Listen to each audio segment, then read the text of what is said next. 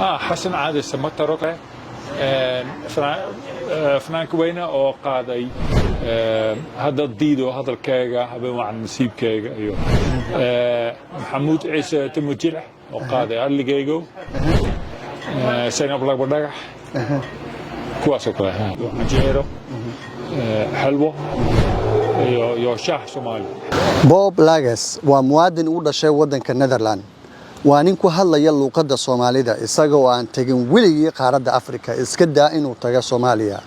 waxaan wax badan ka weydiin doonaa luqadda Soomaalida halka uu ku bartay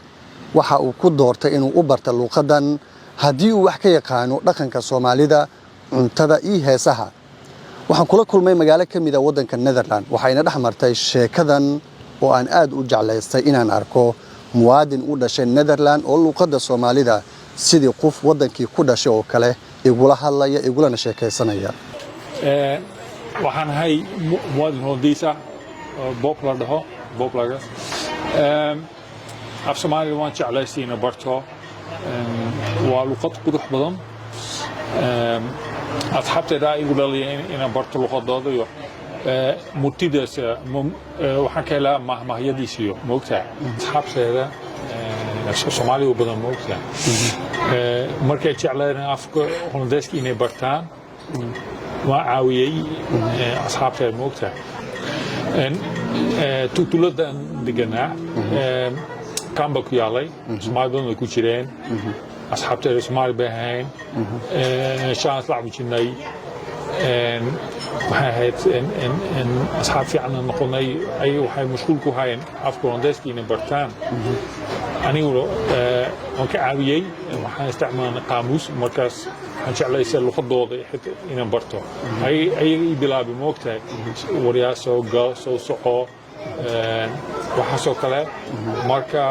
markaas aan jeclaystay inaan barto markay turjumaan u baahnaayeen markii hore waygu adka dabcan inaan si fiican turjumo laakiinse waxaan rabay inaan si fiican u barto ayagana ii caawiya moogtahay marka sidaas ahayd Bob Soomaali weligaa ma tagtay ma mitay hay ma jeclaan lahayd marka inaad Soomaaliya tagtid adigu ku hadlaya luqadda Soomaaliga ma tagayo sababtoo safarka dheer ma jecli heesaha Soomaalida maadaama aad sheegtay murtida Soomaalida inaad jeceshahay heesaha Soomaalida ma jira heesa aad jeceshahay ama fanaaniin aad taqaanid oo Soomaaliya xasan caadil samataro kale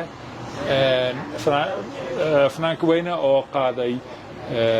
هذا الديدو هذا الكيجا هذا مع النسيب كيجا أيوه